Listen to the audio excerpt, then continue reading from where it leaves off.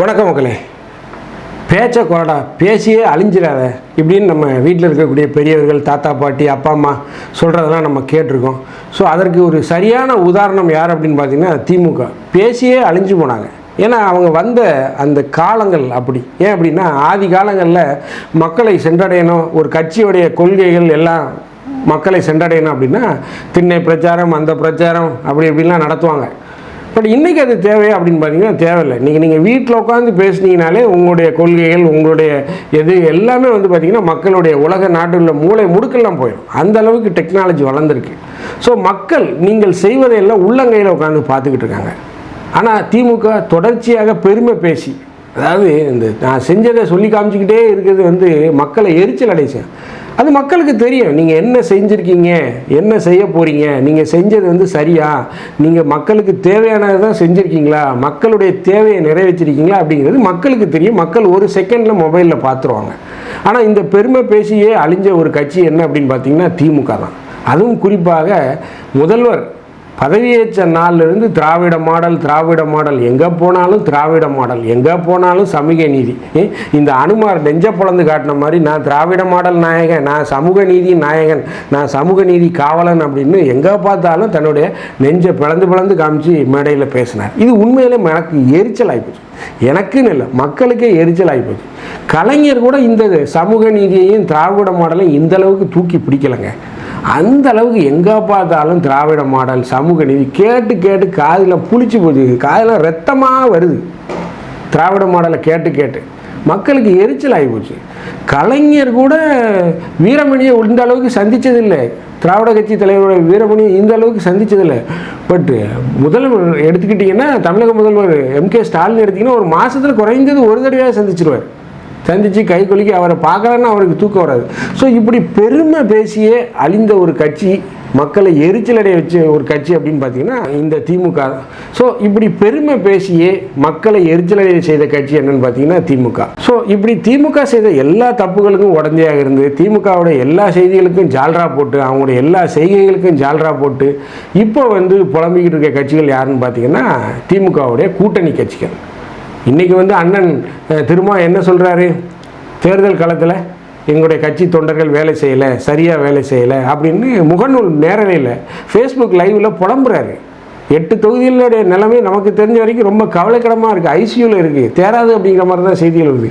மதிமுக 4 தொகுதி சோழி முடிஞ்சது, இப்போவுமே சொல்லிடலாம். மதிமுக 4 தொகுதியிலே வாசம். பிரேமலதா விஜயகாந்த் தேமுதிக 10 தொகுதி. திமுக செய்த ஒரு மிகப்பெரிய தவறு, வெறும் 1% வாக்கு, அதுவும் பாயிண்ட் சம்திங்கில் தான் சொல்கிறாங்க. சரி, பேச்சுக்கு ஒரு 1% வாக்குடைய கட்சிக்கு 10 வருடம் 15 வருடம் கூட்டணியில் இருந்த கட்சிகளெல்லாம் ஒதுக்கி வச்சுட்டு அவங்களுக்கு 10 தொகுதி ப்ளஸ் ஒரு ராஜ்யசபா. அப்போ 10 வருஷம் 15 வருஷம் கூட்டணியில் இருந்தவனெல்லாம் கிறுக்கனாக்கிட்டாங்கல்ல திமுக. ஸோ இப்படி திமுகவால் கூட்டணி கட்சியில் மிகப்பெரிய அளவில் பாதிக்கப்பட்டிருக்கு. பட் ஆனால் அவங்க தேர்தல் காலத்தில் அதை வெளிக்காட்டலை. இன்றைக்கி அந்த புலம்பல்கள் வெளியே வருது. அதாவது சாக போகிற நேரத்தில் சங்கரான்ன மாதிரி செத்த பிறகு இப்போ சங்கரான்னு இந்த திமுக கூட்டணிகள் கத்திக்கிட்டு இருக்காங்க. ஸோ என்ன நடக்குது திமுக கூட்டணியில்? ஆட்சியை இழக்கிறாரா தமிழக முதல்வர் ஸ்டாலின்? 2.0 கனவாகத்தான் அமைய போகிறதா? அதை பற்றி தான் நம்ம இந்த நிகழ்ச்சியில் பார்க்க போகிறோம். நான் உங்கள் ஜோசப். வாங்க நம்ம இப்போ நிகழ்ச்சிக்குள்ளே போகலாம்.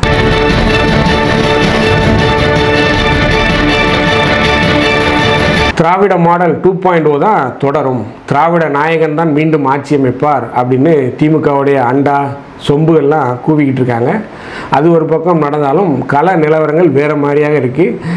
முன்னாள் IPS அதிகாரி, செங்கல்பட்டு மாவட்டத்துடைய IPS அதிகாரியாக இருந்த ரவி அவர்கள், ஓய்வு பெற்ற காவல்துறை அதிகாரி ரவி அவர்கள், அவர் என்ன சொன்னார்னா 45% வாக்குகளை தாவேக்கா பெறும் அப்படிங்கிற மாதிரி அவர் சொல்லியிருக்காரு. மிகப்பெரிய அளவிலான தொகுதிகளை பெறுவார்கள், 100 தொகுதிகளுக்கு மேல் அவர்கள் பெறுவதற்கு வாய்ப்பு இருக்குது அப்படின்னு சொல்லியிருக்காரு. இப்படி கள நிலவரங்கள் ரொம்ப முரண்பாடாக இருக்குது. ஸோ இப்பேற்பட்ட நிலையில் இந்த திமுகவுடைய இந்த நிலைக்கு காரணம் என்ன அப்படிங்கிறத நம்ம பார்க்க போகிறோம். அதாவது பேசியே அழிந்த ஒரு கட்சினா அது திமுக தான். ஏன் அப்படின்னு பார்த்தீங்கன்னா அந்த காலத்தில் நம்ம ரொம்ப பேச வேண்டியிருந்ததுங்க. மக்களை சென்றடையணும்னா மக்களை தொடர்பு கொள்வதற்கு சாதனங்கள் கிடையாது, தொலைத்தொடர்பு சாதனங்கள் கிடையாது. அப்போ ஒரு வீட்டில் ஒரு ரேடியோ இருந்தாலே பெரிய விஷயம், ஒரு டிவி இருந்தாலே பெரிய விஷயம். ஸோ அப்போ இருக்கும்போது திண்ணை பிரச்சாரங்கள், மேடை பிரச்சாரங்கள், மேடை நாடகங்கள் எல்லாம் போடுவாங்க. அதன் மூலமாக மக்களை சென்றடையும். ஆனால் இன்றைக்கி அது தேவையில்லை. அந்த பழைய மாடல்லே இருக்காங்க.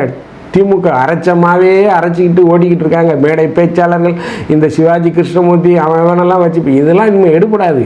நீ ரொம்ப பேசுறது இப்போ யாரும் கேட்க மாட்டாங்க. யூடியூப்பில் நானே கரெக்டாக எழுதி வச்சு தான் பேசுவேன். ரொம்ப பேச அப்படி ஸ்கிப் பண்ணிட்டு போயிடுவாங்க. இவன் என்னடா சிலம்பிக்கிட்டு இடங்காண்டு போயிடுவாங்க. அதே போல தான் ரொம்ப பேசுனீங்கன்னா இப்போ யாரும் ரசிக்க மாட்டாங்க. இதுதான் இப்போதைய ட்ரெண்டு. இதை திமுக புரிஞ்சுக்கிடணும். அதை ரொம்ப தெளிவாக புரிஞ்சிருக்கிறது யாருன்னா தாவேகா தலைவர் விஜய். ரொம்ப நேரம் பேச மாட்டேங்காரு. 5 நிமிஷம் தான் பேசுறார், 9 நிமிஷம் தான் பேசுறார், 10 நிமிஷம் தான் பேசுறார், அரை மணி நேரம் கூட பேசுகிறது இல்லை. பேசி நீங்கள் என்னத்தை பண்ணீங்க? 1 மணி நேரம் 1.5 மணி நேரம் பேசுனீங்களே, பேசி என்னத்தை பண்ணீங்க? இப்போ அதெல்லாம் தேவையில்லை. 10 நிமிஷம் பேசினாலும் பாயிண்டாக பேசி இன்றைக்கி ஆட்சியை கைப்பற்ற லெவல் அளவுக்கு வந்துட்டார். கலை முடிவுகள் அப்படி சொல்லுது. ஒரு மிகப்பெரிய எழுச்சியை பெற்றுட்டார். அவர் பேசுனதே மக்கள்கிட்ட கூட்டி கழித்து பார்த்துனே ஒரு 5 மணி நேரம் தான் இருக்கும். மொத்தமாக மாநாட்டு பேச்சு எல்லா பேச்சுகளையுமே வந்து பார்த்தீங்கன்னா ஒரு 5 மணி நேரத்துக்கு மேலே கூட பேசிக்க மாட்டார்னு நான் நினைக்கிறேன். ஏறக்குறைய அந்த கட்சி இவ்வளோ தான் வந்திருக்கு. ரொம்ப பேசுறதுலாம் இப்போதைய அவசியமே இல்லை. அளவாக மக்கள் ரசிக்கக்கூடிய அளவில் மக்கள் என்ன கேட்குறாங்களோ என்ன தேவையோ அதுக்குண்டான பதிலை சொல்லுங்கள். மக்களுக்கு நீங்கள் போயிடுச்சுலாம் இப்போ நிறைய அந்த டிவி விவாதங்கள்லாம் பழைய மெத்தடே ஃபாலோ பண்ணுறீங்க. அதாவது இல்லைன்னு சொல்கிறது, ஒரு விஷயத்தை கேட்டால் அதை நாங்கள் பண்ணிட்டோன்னு சொல்கிறது, இல்லை பண்ணலை மூடி பூசி மொழுகிறது. ஸோ இதெல்லாம் மக்கள் ரசிக்க மாட்டாங்க. உங்கள்கிட்ட பதில் இருந்தால் எஸ்ஆர்னோ அவ்வளோதான். ரொம்ப வேலை உலகம் அப்படி போயிட்டுருக்கு. எஸ்ஆர்னோ இருந்தால் இருக்குன்னு சொல்லி இல்லைன்னா இல்லைன்னு சொல்லி அவ்வளோதான் போயிடுது. அதுதான் இப்போதைய நிதர்சனம். அதை தான் இந்த திமுக செய்ய தவறுது. பழைய அந்த கலைஞர் பாணியிலேயே அரைச்சமாகவே ஸ்டாலின் அரைச்சார். மாவு புளிச்சு போச்சு, கெட்டு போச்சு. புளிக்கல, மாவு கெட்டு போச்சு. ஸோ திமுகவுடைய வீழ்ச்சிக்கு என்ன காரணம் அப்படின்னா இந்த பெருமை பேசுகிறது.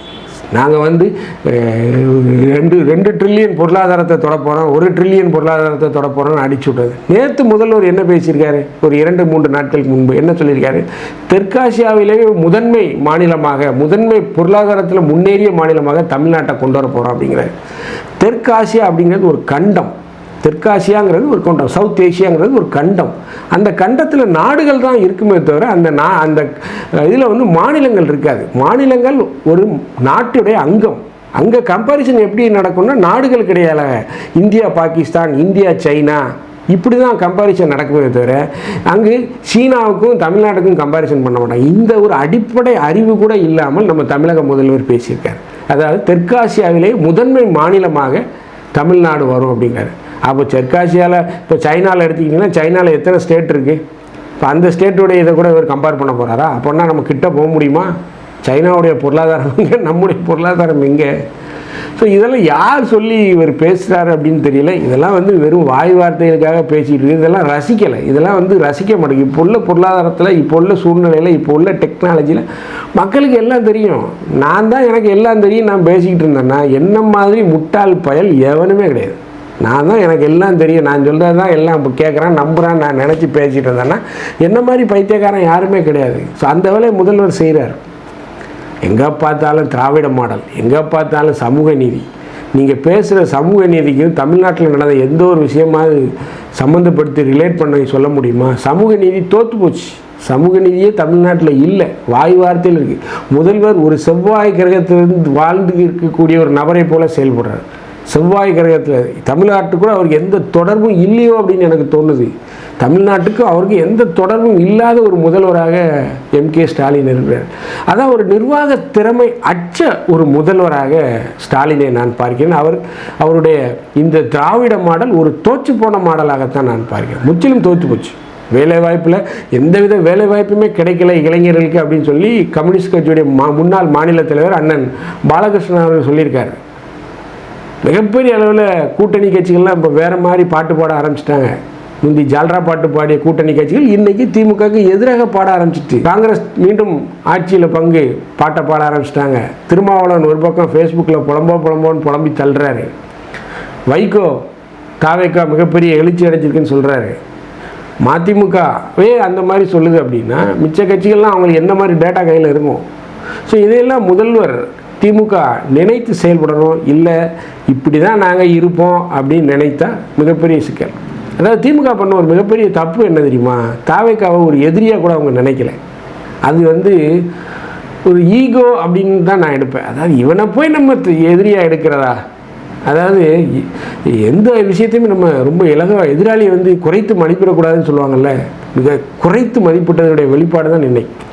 தாவேக்கெல்லாம் ஒரு கட்சியாங்க, இன்றைக்கி வந்திருக்கான், அவனை பார்க்க கூட்டம் தாங்க வருது, அதெல்லாம் ஓட்டாக மாறாதுங்க அப்படின்னு சொல்லிட்டு இருந்தீங்கல்ல. இப்போ 50 பேர் ஓட்ட போட்டான், 50 பேர் ஓட்ட போட்டான். ஒருத்தர் பெருசாக வர்றான்னா அவன் என்ன செய்கிறான், அவன் ஏது செய்கிறான்னு வாட்ச் பண்ணுவான். அதை செய்ய தவறிய வெளிப்பாடு தான் திமுகவுக்கு இன்றைக்கி இந்த நிலைமை. எதிரியை குறைத்து மதிப்பிடுதல், அது தாவேக்காவுக்கு இன்றைக்கி சாதகமாக போயிட்டு நீங்கள் பண்ணக்கூடிய வேலைகளும் மக்களுக்கு எரிச்சல் அடைய செய்து மொத்தமாக வச்சு குத்துன்னு குத்திட்டான். எங்கள் ஊரில் ஒருத்தன் சொல்கிறான், அந்த டிவிக்கே பட்டனை விசில் சின்னத்துக்கு வாய் இருந்தாலும் அமுக்குன்னு பட்டனை கதற அமைக்கிட்டாங்கடா அப்படிங்கிறான். கதற பட்டனை அமைக்கிட்டாங்க, பட்டனுக்கு வாய் இருந்தால் கூட ஆகும் அப்படிங்கிறான். அப்படி ஒரு நிலைமை நடந்திருக்கு. ஸோ நாளைக்கு இந்த நேரம் இப்போ சரியாக மணி 11:42, நாளைக்கு இவ்வளோ நேரம் என்னடா யார் என்னென்ன நிலைமை, எவன் டவுசர் கிழிது டப்பாக டான்ஸ் ஆடக்கூடிய செயல்கள்லாம் நாளைக்கு தெரிந்துவிடும். இந்த வீடியோ உங்களுக்கு பிடிச்சிருந்துச்சுன்னா தயவுசெய்து லைக் பண்ணுங்கள், ஷேர் பண்ணுங்கள், சப்ஸ்கிரைப் பண்ணுங்கள். மறக்காமல் உங்கள் கருத்துக்களை கமெண்ட் செக்ஷனில் சொல்லுங்கள். நன்றி, வணக்கம்.